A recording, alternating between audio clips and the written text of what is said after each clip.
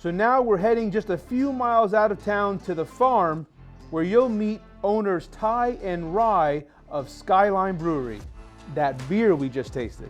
Farmers turned into beer makers. That's how it goes, right? It was a hobby first. It was, yes. I think it was about 11 years ago. I had always been very fascinated by beer and thought, okay, this is always something that I want to do. So we were at the Grange Co-op and they sold homebrewing supplies back then, and they had a book called The Complete Joy of Homebrewing, and I will never forget the last sentence of the foreword was, get too deep into this book and your life will never be the same.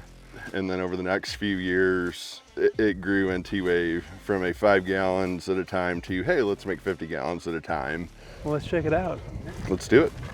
This was an old abandoned milk parlor. We've been told that the family that actually built this, we have a picture of their kids over here on the wall. Yeah, it's the Milani family. Right here? Yeah. So that was the family that built this building way back turn of the 1900s. And so what we did in here was we tried to kind of preserve history in different parts of the building. Like the front wall, we left the soot essentially from that fire to preserve the history of the building for what it was. So this all started with the book that you read. I mean, in a sense, this is how you learned how to do this. There is a book called The Complete Joy of Homebrewing, Yeah. and that book is directly responsible for the craft beer revolution. Well, we are one of thousands of victims of that. Victims. You guys don't look like victims. You look like you're doing okay. This is pretty cool. And then you get to work with your brother. Mm-hmm. Is it ever like this in here? You have a brother, probably, don't you? I have 2 sisters, so it's actually a worse situation. There was a point in time in life where we kind of started growing apart. And it's back in, like he said, 11 years ago, I got into distilling and he got into brewing, and we kind of went away for a while.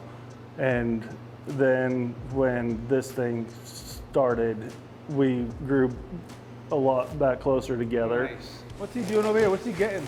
Is he getting all the grains? Yes, he's pulling out samples of. What you doing there, Ty? Okay, so these are probably our most used hop. This is Mount Hood. So all of our, like our light beer, RBA, so those just have a really nice, mild, kind of spicy quality to them. They're relatively low bitterness. It's pretty bitter. If you dare. If I dare. Okay, I've never done that before. And the overwhelming. Wow. Did you know there is a hop that changed the world? No. Okay, so these are Cascades. And Cascades were bred by Oregon State University in the late 70s, early 80s. You think about where the world was at that time, all hops were basically valued for then was their bitterness. There was no consideration about, hey, these things can smell and taste really cool. But you think back about it and you look at all the varieties that we have now, the flourishing hop industry that's always making all these new flavors. If it would not have been for Cascades and someone going, this hop is special, none of this would have happened. Right here in Oregon. Right here in Oregon, at Oregon State University. Wow. Go Beavs.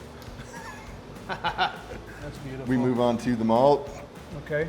and you can more safely try the malt. Okay. Good for now. Okay, so this is Great Western Oregon Select 2-row malt, and this is kind of the canvas that makes up 85% of most of the beers we make. And the cool thing, where it's Oregon Select, all of Great Western's 2-row malt is actually grown here in the Klamath Basin, so that is real Klamath Basin grain that we get to put in our beer. Right here. A lot of people wonder what regulates how bitter a beer is, and it is a function of how much alpha acid is in your hops and how long that alpha acid is basically in there at over 190 degrees, because then it will isomerize or chemically change into what you physically perceive as bitterness. Brewers do not make beer. We create the correct conditions for enzymes and yeast to make beer. Yeah. Well, what a humble attitude to have. That's pretty cool that you look at it that way. That's kind of the fun of, you know, the beer deal. The basic tools, kind of like you do with cooking, your basic tools you have to work with really are pretty rudimentary. Yep. But how dramatically different you can make things by flipping the variables in them, that's what I really enjoy about this. So, you want to try some beer? I want to try some beer, for sure. Anyone else feel the brain power in this room right now? I'm just asking. I'm just asking. Because my head hurts. Can I have some of that, please? Yes. Okay. So this is Hustle and Ale. That's a beer that we have done kind of in collaboration with Oregon Tech Athletics. Really light, really smooth. Oh, that is light. That is very light. Something everyone can enjoy. Well, you're right. Anybody can enjoy that. That's about as light and fluffy and clean as you get. So why Skyline? Trying to think of a name for a brewery when there's already 10,000 breweries in America. Trying to find a name that someone doesn't already have is really difficult. And it was actually hauling cows home one night, was looking at the silhouette of the Cascades as the sun was setting. It's like the 4A schools here or the Skyline Conference.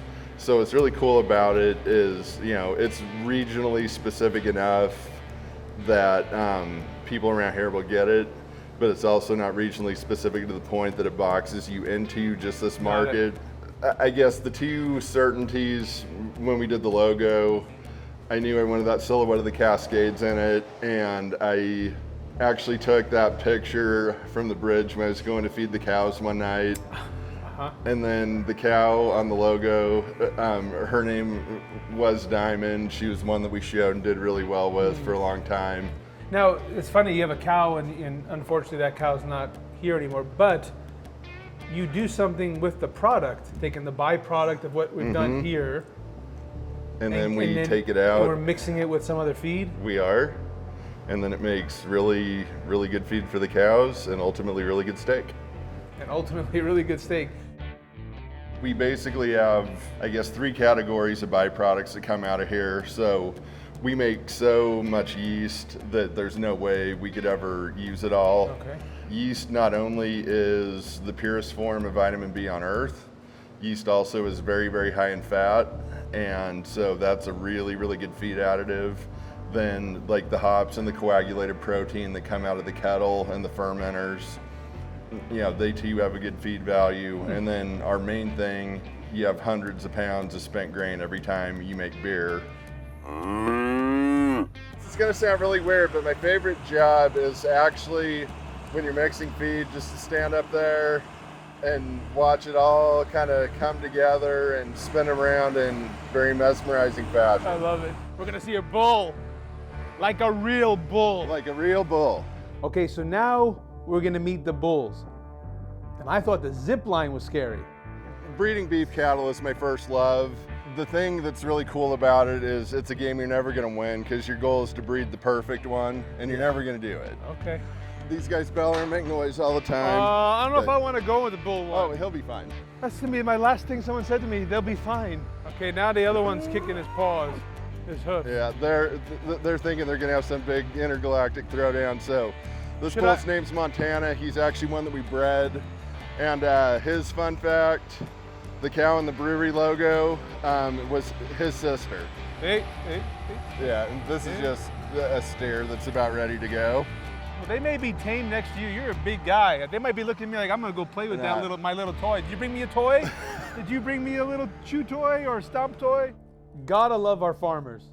And they're such a backbone of our communities.